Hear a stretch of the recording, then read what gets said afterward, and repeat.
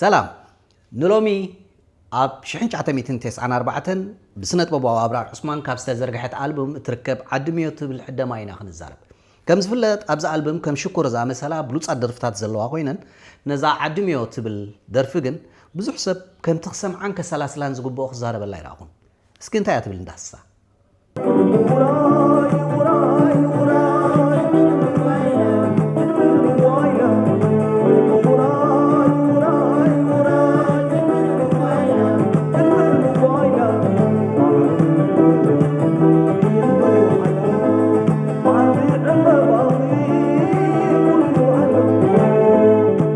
أرستنا إذا قلت مي عدميو حنت قال كوانت خونت أوشت أنا ملو زانتان قند قدل كم ونت فتح حقيفات ركب قاله إذا قال زيا متصوع تراي زي كونس لبنا يتحدى معه إذا قال تزازاوي قال كوينا من يتزعدم سلامتك تعدمو تزاز الله زبل أبو أمرونا حتى تلعللنا ياول سبب هاريونا بحقوس يعدمي إذا تزازنا تسب بزخونه مغنيات كابتم عدمات وصاي خمس خونه يزملكت ምናልባት ተረሲዑ ወይ ብሰንክስ ተፈጥረ መፍሕፋሕ ተገሊሉ ወይ ድማ ንኣገዳስነቱ ዋጋ ተነፊግዎ ኸውን ይኽእል ስለዚ እዛ ሓንቲ ቃል ኣብ መንጎኦም ዝነበረ ወይ ዘሎ ርሕቀት እያ ትሕብር ዘላ ብኻልእ ኩርናዕ እንክንሪኦ ድማ ናይ ስምዒታውን ስነ ምግባራውን ፃውዒት ወይ ናይ ምሕፅንታ ቃና ዘለዋ ቃል እያ እቲ ቃና ናይ ሓደ ልባዊ ዓርኪ ወይ ካብ ደላይ ሰናይ ዝቐርብ ልባዊ ምሕፅንታን ምኽርን ዝወፅእ ቃና እዩ ገርም ሕጂ እምበር ናብ ትሕሶ ተሓደማንዶ قدم وراي قدم دموع غايلا عرختم رصي زبين وعلا معلت عنبباخي كل يوعلو اجام عصبو بعلو قبلو عنبباخي وعلو ابزي تقطامي بحدا مسرتاو حقي يجمر قدمتي عبي دغسن ጫውጫውታን حدا اقداس ነገር كغبرالو ويزبل مرጫ انت عينت مرጫ نحقኛ عرك مرጫ زبينو بوعلا تبل حرق عميق ترجم الله مالت بهوتتا ويبسمعت زي كونس ببسلتن لبونان زوسنو حق انيا فرت مرص مالتيو معلت عنبباخي زبل قال دما نمعلت مرعا وي نزبلصت وان هيوتا اتملكت ابا امرونا صبق سئلي اتفطر اغلالصا وي زيبيا ابز وانزي كل سب كوعل وي كحبرا يدللو يخون امبر اتحقنيا عركي عصبو بعلك قبول امبر ካብ ኣዝጽበዮ ነገር ከም ዘይብሉ የጉልሕ እዚ ንስነ ምግባራዊ ልዕልናት በዓል ጽቡቕ ኣይሪ እተን ኣብ ቅንፍኣትየን ዘለዋ ቃላት ኣብ ደርፊ ከም ድምፂ ሓጋዚ ወይ መልሲ ዝህብ ድምፂ ባኪን ቮካልስ ወይ ተደጋጋሚ ኮይነን ነቲ ሓሳብ የደልድልኦ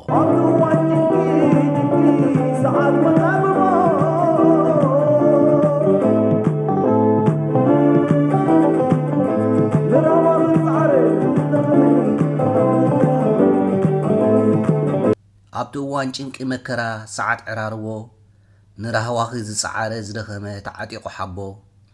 በዓል ጽቡቕኪ ጻሙኡ ዘይርሳዕ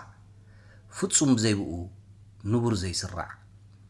ከም ሻሙ ከይከውን ውራይ መሕሳቢው ካብሎ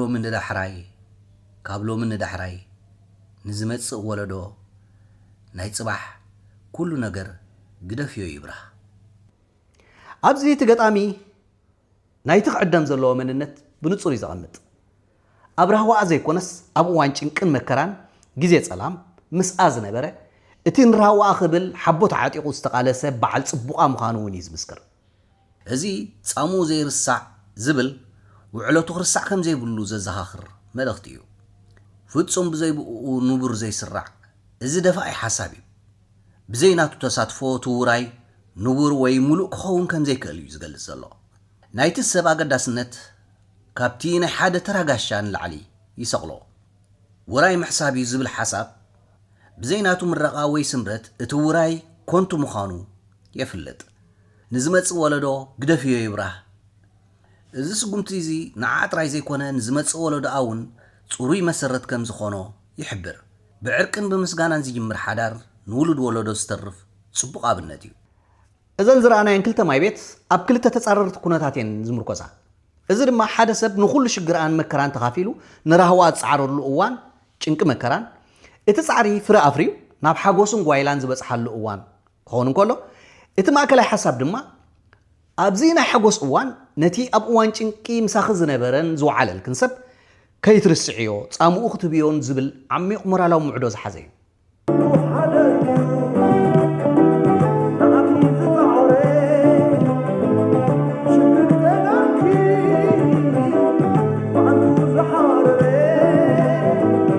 ኩሉ ሓደ እዩ ንዓኺ ዝፀዓረ ብሽግር ፀገምኪ መዓንጥኡ ዝሓረረ እምብዛ ስቃይኪ ጥዒሙ ወዕረ ኣዝዩ ሕሊፍ እዩ ካብ ምረት ዝመረረ ኩሉ ሓደ እዩ ንዓኺ ዝፀዓረ ትብል ሓረግ እቲ ምሳኺ ዘሎ ይኹን ወላ እዚ ተገሊሉ ዘሎ ኣበርክቶኦም ንዓኺ ማዕረ እዮም እዩ ዝብል ዘሎ ብሽግር ፀገምኪ መዓንጥኡ ዝሓረረ ኣብዚ እቲ ገጣሚ ናብ ጥርዚ ስምዒ ዝድብ እቲ ሰብ ሓጋዚ ወይ ደጋፊ ጥራይ ኣይነበረን ስቃያ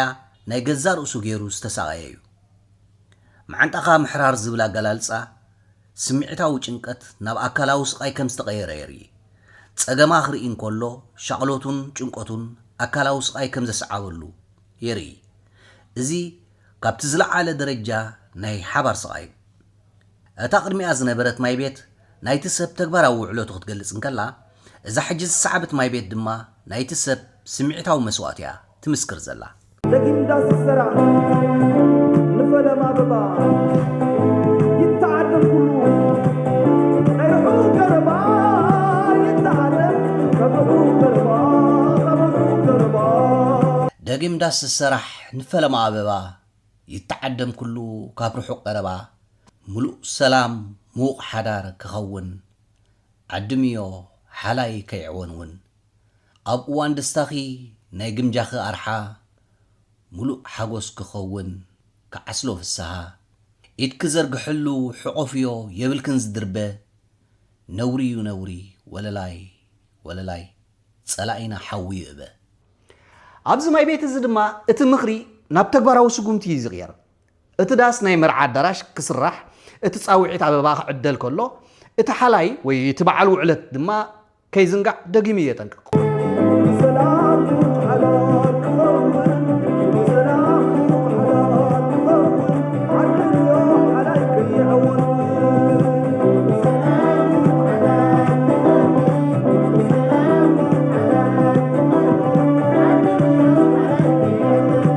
እታ ሓላይ ከይዕወንውን እትብል ቃል እቲ በዓል ውዕለትኪ ንኸይቅየም ወይ ከይጉሂ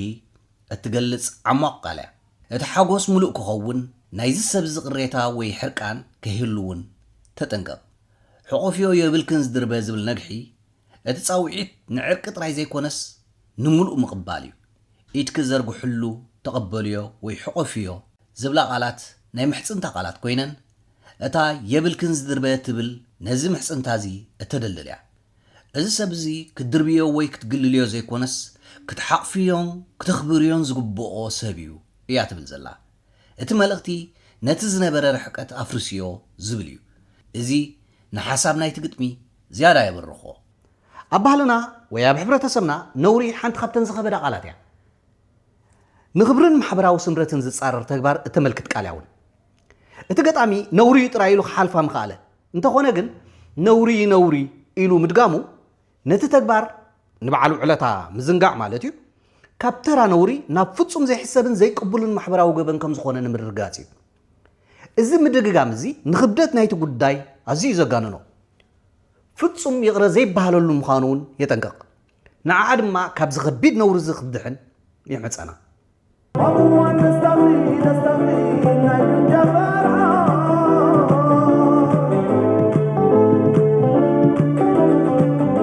وروح بس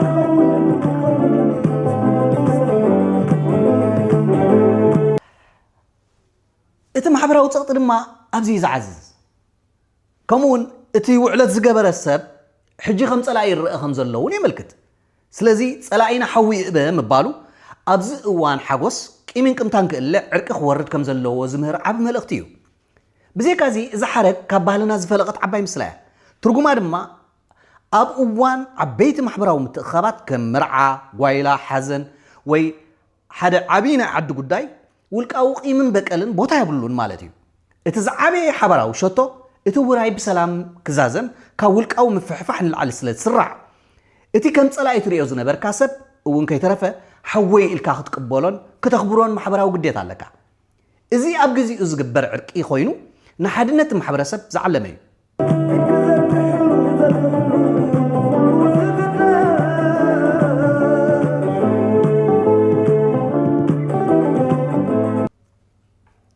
እቲ ገጣሚ ክሳብ ሕጂ ብስምዒት ብሞራልን ይኹም ግጸኒሑ ጻሙ ዘይርሳዕ ነውሪ ነውሪ ብዝብሉ ሕጂ ግና ናብቲ ዝለዓለን ዝጸንዐን መርትዑ ይሰጊሩ ናብ ዘይጽሑፋዊ ማሕበራዊ ሕጊ ጸላኢና ሓዊ እበ ምባል እዚ ናተይ ውልቃዊ ርእይቶ ጥራይ ኣይኮነን እዚ ናይ ቦታትና ሕጊ እዩ እዚ ናይዚ ማሕበረሰብ መትከል እዩ ካብዚ ክትወፅኢ ትኽእልኒ ኢኺ ዝብላ ዘሎ እዚ ነቲ ምኽሩ ካብ ተራለበዋ ናብ ዘይውገድ ማሕበራዊ ግዴታ ይሰጋግሮ ብዘይካዚ እዛ ሓረግ እዚኣ ነታ ቅድሚኣ ዝመፀት ነውሪ እዩ ነውሪ እትብል ሓሳብ እያ ዝያዳ ትርጉም ትህባ እቲ ነውሪ ስለምንታይ ክሳብ ክንዲ ዝኸቢዱ ምክንያቱ ባህልና ንጸላእውን እንተኾነ ክንሓቁፍ እንተኣዚዝና ንስኺ ንበዓል ውዕለት ክኽድርብዮ ምሕሳብኪ እቲ ነውሪ ክሳብ ክንደይ ዝዓመቆ ምዃኑ የርኢ ንጸላኢ ምዕዳም ግቡእ እንተኾይኑ ንበዓል ውዕለታ ዘይምዕዳም ካብ ነውሪ ንላዕሊ ማሕበራዊ ገበን እዩ ዝኸውን እዚ ኣዝዩ ሓያል ሪቶሪካዊ ብልሓት ወይ ሪቶሪካል ስኪል ሪቶሪካዊ ብልሓት ማለት ንሓደ ሓሳብ ዝያዳ ውፅኢታውን ኢፌክቲቭ መሳጥን ኣማንን ንምግባር እንጥቀመሉ ናይ ቃላት ኣጠቃቅማ ጥበብ ማለት እዩ እቲ ቀንዲ ዕላማ ሓቂ ምዝራብ ጥራይ ዘይኮነ ነቲ ሓቂ ብዝምስጥ መንገዲ ቅሪብካ ንልብን ኣእምሮን ተሰማዒ ምርካብ እዩ ስለዚ ጸላኢና ሓዊ እበ ምባሉ እቲ ዝኸበደ ጸላኢ እውን እንተኾነ ኣብ ቅድሚ ስነ ምግባር ዝሕብረተሰብ ዋጋ የብሉን እዩ ዝብል ዘሎ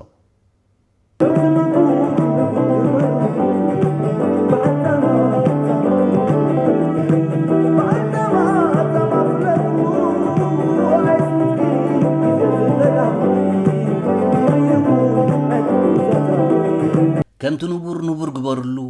በዓል ጻማ ጻማ ፍጠሩሉ ኣየሰንፍኪ ግዜ ዝጠላሚ ፍቕሪ ይኹን ንኹሉ ዛዛሚ ኣብዚ ክፋል እዚ ነቲ ቀንዲ መልእኽቲ ዘድምቆ ንቡር ግበርሉ ማለት ከምቲ ንዝኾነ ክቡር ጋሻ ዝግበር ኣኽብሮት ግበርሉ በዓል ጻማ ጻማ ፍጠሩሉ ማለት ውዕለቱ ኣፍልጦ ሃብሉ ማለት እዩ እቲ ቀንዲ ጸላኢ ግዜ ምዃኑ ድማ ይሕብር ግዜ ነቲ ዝሓለፈ መከራ ከም ዝረስዕ ስለ ዝገብር ንሱ ከይረስዓኪ ንቕሕ በሊ ይብላ እታ ፍቕሪ ይኹን ንኹሉ ዛዛሚ ትብል ኣብ መወዳእታ ተቐመጠት ሓረግ እቲ ናይ መወዳእታ ፍታሕ ፍቕርን ይቕሬታን ምዃኑ ትሕብር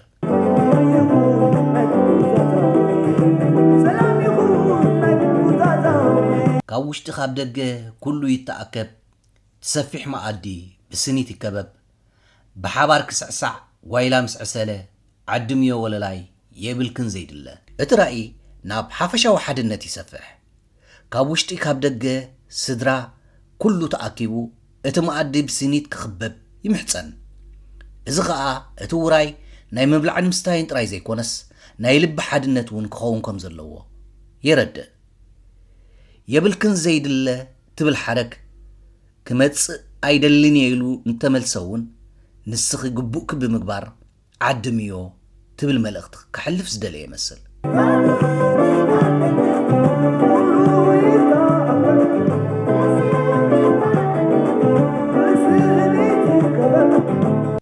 ካብ ውሽጢ ካብ ደገ ኩሉ ይተኣከብ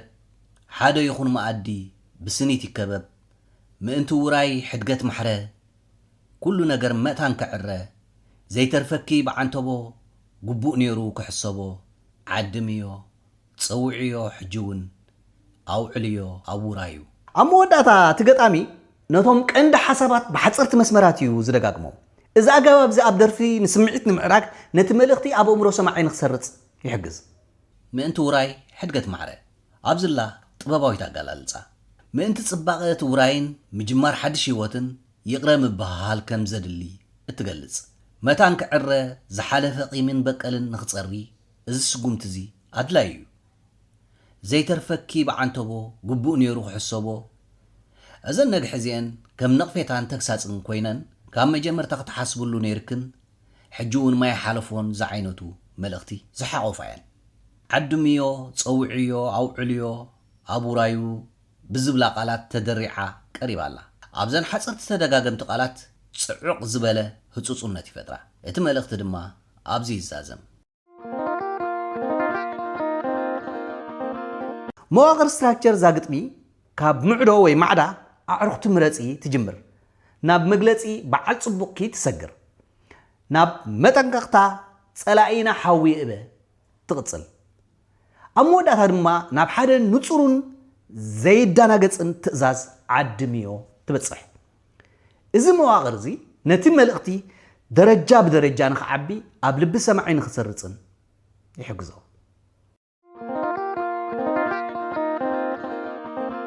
እዛ ዓድምዮ ትብል ቃል ከም ቀንዲ ኮራስ ኮይና ትሰርሕ ኣብ መላእቲ ደርፊ እናተደጋገመት ነቲ ቀንዲ መልእኽቲ ትሕንጽጾን ንሰማዒ ኣብ እሙሩ ትቕረጾን እቲ ሓፀርቲ ቃላት ዝሓዘ ናይ መወዳእታ ክፋል ናይታ ሓደማ ንሪትም ናይታ ደርፊ ይቐይሩ ካብቲ ነዊሕ መግለፂ ዝመልኦ ክፍሊ ናብ ህጹጹን ቀጥታውን ጻውዒት ብምስጋር እዩ ነቲ ናይ ጥርዚ ስምዒት ወይ ክላይማክስ ናይቲ ደርፊ ዝፈጥሮ እቲ ሓይሊ ናይዛ ግጥሚ ዝያዳ ኣብቲ ዝተጠቕመትሉ ምሳሌያዊ ገላልጻ እዩ ዝርከብ ነውሰከፍ ባእታ ንሓደ ፖለቲካዊ ሓቂ ዘመልክት ምክንያቱ እዛ ደርፊ ረቂቕ ምሳሌያውነት ብምጥቃም ንሓደ ካብቶም ዝኸበዱ ሕቶታት ናይ ድሕሪ ናጽነት ኤርትራ ያትንክፍ ንሱ ድማ ሃገራዊ ዕርቅን ሙሉእ ተሳተፍነት ናይ ዜጋታትን እዩ ቅድሚ እዚ ኣብዛ ደርፊ ዘሎ ተምሳሌያዊ ገላልጻ ምግላጽና እቲ ተምሳሌ ንጹር መታን ክኾነልና እቲ እዛ ደርፊ ዝተሰርሓትሉ ናይ ግዜ መቓን ንራዮ ዓድምዮ ትብል ሓንቲ ደርፍላትካ ማዓስ ተደሪፋ ትኸውን እንድዒ ይገርመኒ ምክንያቱ ኣብ ዝቐረባ ግዜ ብዝሓለፈ 20 ዓመት ተደረፈትን ኩሉ ስለ ዝፈልጦ እቲ 20 ዓመት ገለ እንታይ ተኻይዱ ደርፍታት ገለ ኣብኡ ኩሉ ሓደ እንዲሁ ንዓኺ ዝፀዓረ ሽግር ፀገምኪ ዓሚቑ ዝሓረረ ስቃይኪ እውን ጥዒምዎ ዕረ ኣዝዩ ሕሊፍዎ ካብ ሓሞት ዝመረረ ደጊም ዳስ ይሰራሕ ንፈለማ ኣበባ ይተኣከብ ኩሉ ካብ ርሑቕ ቀረባ ትብል ሓንቲ ማይ ቤት ኣላ እዚ ሓተ ገረለ ዘለኹ تقدر معازي هذا ريفكا كم زمن محسن تحت تقرب زجورك أنت قاتل مير كمان حجي زع عدمي يوتون زلا جنا وبتاوان 9 حجي خساب زجبران ويحو سيدا حجي تانا يناس ند ما already نتانا ناس ند ريفس أبتبع على أيتعدمكم ردي شعوب أنا نايجبهاي جنا نايجبهاي اللي يفلتني يعني ما قد دايم برعلا ما يكون جبهة دي شعبية لحرام مريس وصع هو هايكون يعني ولا حنت معلتي زي مريس أي فلتني جن شعبيان جبهة لا يكون كعب من إرترا نيرو ما عليه زي يقولوا مدوات نيرو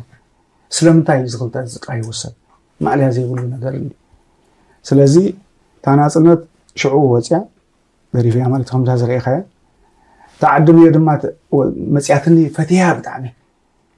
زيادة ما هنا كلنا نصب يازنا برناينا of course قدي خاي قدن سجى ما يكونن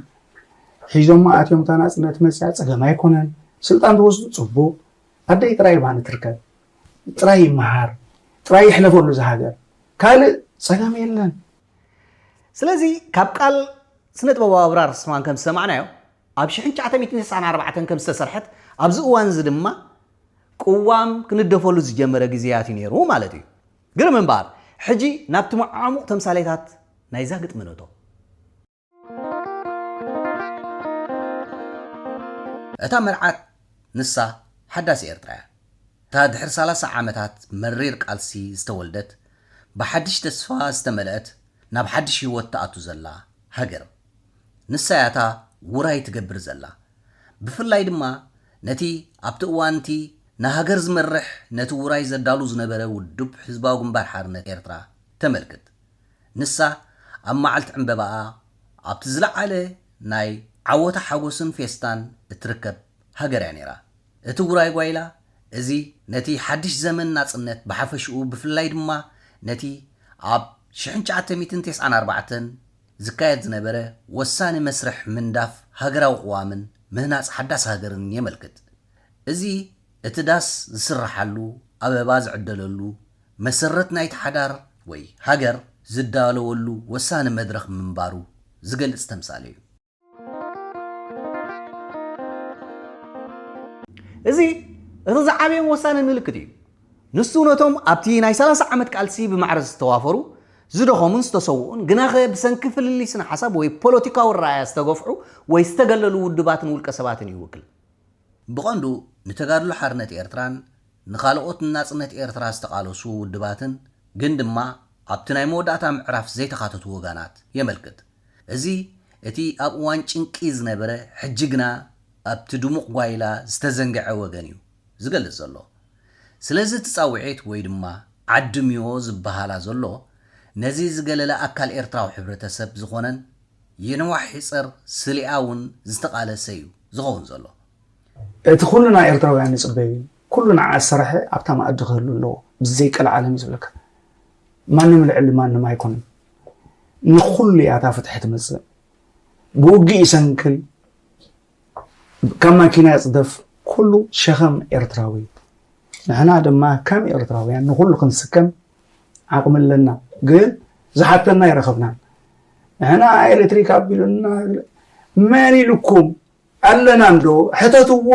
እዚ ህዝቢ እዚ ኤሌክትሪክ ኣይኮነን ካልእ ክእል ግን ንዓና ይመጻእኹምን ንዓና የለኹምን ብዘይቀል ዓለም ሕጂ ምሕሳብ የለን ንዓና እንተትመፁ ኩሉ ክህሉ ዘይክእል ኣይኮነን ንዓኹም ዝወለደት ባኒ ዘይብላ ባኒ ትስእን ኣደ ንዓኹም ዝተኣነ ቴሌፎን ትስእን ሞብዚ ዓለም እዚ ንሕና እኳ ተለቂሕና ማኪና እንዳገዛእን ሃገር ኤርትራ ዝኣመሰለ ሎሚ ድሕሪ ዓለም ክትተርፍ ግባእ ድዩ ስለዚ እንታይ ስለ ዘለና ኢና ብዓለም ሞኒ እንታይ ስለ ዝገበርና እንታይ ከበዲልና ስለዚ እዞም ሓዋተይ ንዕሞኒ ነዞም ኣብዚ ዘለኹም ወራዙ ናይ ፔን ኤሪትሪያ ኣፅውዕ ኣቢሉ እንታይ ክንገብር ንኽእል ከምዝን ኣለና ፀገም እንትዝበሃል ነብሶ ከፍ ንነብሱ ዝምነ ኣይመሃለዎን ካባና ብዘይቀር ዓለም ኩልና ሎሙን ብዘይ ደሞዝ ንዘለዓለም እውን ክሳብ ዝህዝብና እዚ ንማርስናቶ ሮኬት ሰድድ መገልገልናዮ በቃ እዚ እቲ ቀንዲ መልእኽቲ እዩ ንሱ ድማ ነቲ ዝተገለለ ወገን ናይቲ መስርሕ መናጽ ሃገር ንምጽምባር ዝቐርብ ጻውዒት ንሃገራዊ ዕርቂ ይቕሬታ ንሓድነት ንሓበራዊ ስራሕን እዩ እዚ ብዘይናቱ ተሳትፎ እቲ ሓዳር ወይ ሃገር ሙሉእ ሰላምን ረህዋን ክረክብ ኣይክእልን እዩ ዝብል ደፋኢ መልእኽቲ ዘለዎ እዩ ሕጂ ነተን ኣገደስቲ ነግሕታት በዚ ተምሳላዊ መነጽር እምበኣር ንራእየን ቅድሚ ነቲ ቅዋምን ሓድሽ መንግስትን ምንዳፍና በቲ ናይ ዓወት ስምዒት ተደሪኽና ዘይኮነስ ብብስለትን ልቦናን ጌርና ንኩሉ ታሪኽናን ንኩሎም ኣካላት ሕብረተሰብናን ዝሓወሰ ብግቡእ እንግምገመሉ መትከል ነንብር ለባማት ዝመርሕዎ ባይቶ ንትከል እዚ ብንጹር ነቲ ኣበይ ኮይኑ ዘይገድስ ንስለ ሃገሩ ኩሉንትኡ ዝሃበ ስሊኣ ጭንቂ መከራ ዘሕለፈ የመልክት እቲ ዝጸዓረ ዝደኸመ ድማ ህዝባዊ ግንባር ሓርነት ኤርትራ ጥራይ ዘይኮነስ ኩሎምቶም ኣብቲ መሪር ቃልሲ ዝተሳተፉ ውድባትን ህዝብን ምዃኖም የዘኻኽር እዚ እቲ ዝኸበደ መጠንቀቕታ እዩ ብዘይ ተሳትፎ ናይቶም ካልኦት ወገናት እቲ ዝህነፅ ስርዓት ንቡር ወይ ፍትሓዊ ክኸውን ኣይክእልን እዩ እቲ ዝጸደቐ ቅዋም ወይ ዝተመስረተ መንግስቲ ንኩሉ ዘይውክል እንተኾይኑ ውራይ ምሕሳብ ማለት ኮንቱ ጻዕሪ ክኸውን እዩ ዝብለና ዘሎ ነቲ ብሰንኪ ፖለቲካዊ ፍልሊ ዝረሓቐካ ሓውኻ ኢትካ ዘረጋሓሉ እዚ ክድርብዮ ወይ ክተገልሎ ዘይኮነስ ክትሓቕፎን ናብቲ መስርሕ ክተእትዎን ዝግባኣካ ኣካል እዩ ዝብል ዘሎ እዚ ንፖለቲካዊ ምግልላል ብትሪ ዝቃወም ሓሳብ እዩ እቲ መኣዲ ድማ ነቲ ሓድሽ ዝትከል ዘሎ ፖለቲካዊ ስርዓት እዩ ዘመልክት እቲ ናይ ስልጣን መዋቕር እቲ መንግስቲ እቲ ባይቶ እቲ ዕድላት ናይ ምምራሕን ምምሕዳርን ዝግበር ምስታፍ ማለት እዩ እዚ ትዝለዓለ ጫፍ ናይ ፖለቲካዊ መልእኽቲ እዩ እወ ኣብ እዋን ትሕሰም ከም ጸላእቲ ንረኣይ ነርና ንኸውን ሕጂ ግና ኣብ እዋን ምህናጽ ሃገር እቲ ጽልኢ ክውገድ ኣለዎ እቲ ጸላኢ ናይ ትማሊ ሓው ናይ ለሙ ክኸውን ኣለዎ ምእንቲ ሓባራዊ ሃገር ይቕሬታን ዕርቅን ቅድሚት ክስራዕ ኣለዎ ዘስምዕ ቃልን ምሳላዊ መጠንቀቕታን እዩ ኣብ ኤርትራ ድሕሪ ናጽነታ ሓደ ውድብ ጥራይ ዝመርሖ ሓደ መንገዲ ንታሪኽ ብዓይነት ዓዋቲ ጥራይ ዝርኢ ነቶም ካልኦት ድማ ዘግልል ነይሩን ዘሎን እቲ ካልኣይ መንገዲ ድማ ናይ ዕርቂ ይቕሬታ ንኩሉ ዝሓቆፈ ንኩሉ መስዋዕቲ ኣፍልጦ ዝህብ ሓቀኛ ሓድነት ዝፈጥር ኣማራጺ ነይሩ ስለዚ እዛ ደርፊ ድምፂ ናይ ዝኽስማዕ ዝግብኦ ዝነበረ ግን ድማ ዝተዓጠ ፖለቲካዊ ኣማራጺያ ነይራ ንሳ ብሓንቲ ቅጽበት ነቲ መርዓ ዝመስል ሓጎስ ናጽነት ደው ኣቢላ ሓደ ነገር ረሲዕና ኣለና ትብል ዝነበረት ደርፊ እያ ነይራ ገጣምን ኤርትራ ከም ሓንቲ ስድራ ቤት ገይሩ ብምስኣል ኣብ ሓደ ናይ ሓጎስ ውራይ ቂምን ሕነን ተሓዲጉ ኩሉ ኣባል ስድራ ቤት ኣብቲ መኣዲ ክዕደም ከም ዘለዎ ምሂሩ እቲ መልእኽቲ ንጹር እዩ ነይሩ ሰላምን ምርግጋእን ሃገር ኣብ ፍትሓዊ ፖለቲካውን ምስታፍ ሃገራዊ ዕርቅን እዩ ዝምርኮስ እቲ ዝሕዝን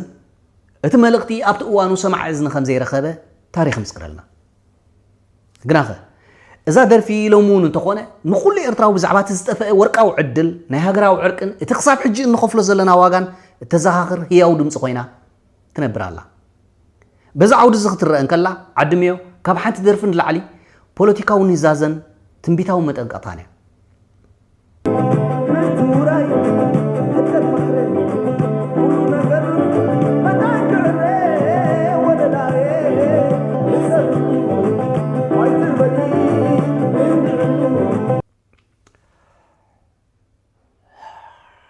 እቲ ቀንዲ ክገልጾ ዝደሊ ቴማ ኣብዚ ናይ ሎሚ ሄሳ ስነ ጥበበኛታትና ነቲ ቃልስና ኣይሕግዝዎን እዮም ዝብል ዘረባ ኣሎ ብዙሕ ግዜ ዝስማዕ እቶም ክሕግዙ ጥራይ ዘይኮነ ኣጸቢቖም ከማእዝኑ ዘለዎም ስነ ጥበበኛታትና ኸ ተሰሚዖም ዶ ንኣብነት ስኳ ቅድሚ እዚ ተቃውሞ ምግባርና ቅድሚ እዚ ኣብ ፍቕዱ መፂና እምኒ ምድር ባይና ቅድሚ ብዙሕ ነገራት ምግባርና ኣብራር ዓድምዮ ዶ ንወድኺ ዘይምዕዳም ፀገም ከየምፅእ ኢሉ ኣጠንቂቑ ነይሩ እቲ ፀገም መፅዩ ብዘይካዚ እውን ክሳብ ሕጂ በብጉጅለ ተተመቓቒለን ንሕና ከምዚ ንሕና ኣባ ከምዚ ክበሃላ እዚ ደረፋይ ድማ የጠንቅቕ ኣሎ ኣይንጓነ ዶ ነቲ ወዲ ደንበ ነምፃእዮ ናብቲ ደንበ ሓቢርና ንዛተ እንዲ ዝብል ዘሎ እንታይ ኮይኑ ኢዳ ምጉናይ ዝበዝሕ ዘሎ ንሕና ሓፋሽከ እንታይ ኢና ንሰምዕ ነቲ ንሰምዖ ነስተማቕሮ ዶ ንርድኦ ዲና ንርድኦ እንተኮይንና ኸ ስለምንታይ ኢና ዘይንዝርግሖን ዘይንዋዓውዖን እቲ ዕቤትን ጥበብን ናይቶም ስነ ጥበበኛታት ክንደይ ዋጋ ዝተኸፍለሉሲ ካብ ሰራዊት ካብ ጎስጓስ ካብ መደረ ካብ ካልእን ንላዕሊ ኣድምዖት ከድምዕ ዝኽእል ስራሕ እዩ ነይሩ ነዚ ንኸደምቕከ ንገብር ዲና ንሕና ንኣብነት ስኳ እዛ ናይ ኣብራር እንተርኢና እታ ሃገር ክመርሓሉ እየ ብትብለሉ ዝነበረት እዋን ቅዋም ክገብር እየ ብትብለሉ ዝነበረት እዋን ሓደ በሊሕ ሰብ ተረኺቡ እቲ ዝግበር ብመርዓ ይገበር እቲ ዝኸውን ይኹን ግና ዓድምዮ ነዚ ንስለኺ ብዙሕ ዝፃዕረ መወዳእትኡ ኸየኽፍእ እቲ ጉዳይ ኢሉ መዘኻኸሪ ቅሪቡ ነይሩ እዛ መዘኻኸሪት ስለ ዘይተሰምዐት ከዓ ናለ ዝውፅኢት ኣጋጢሙ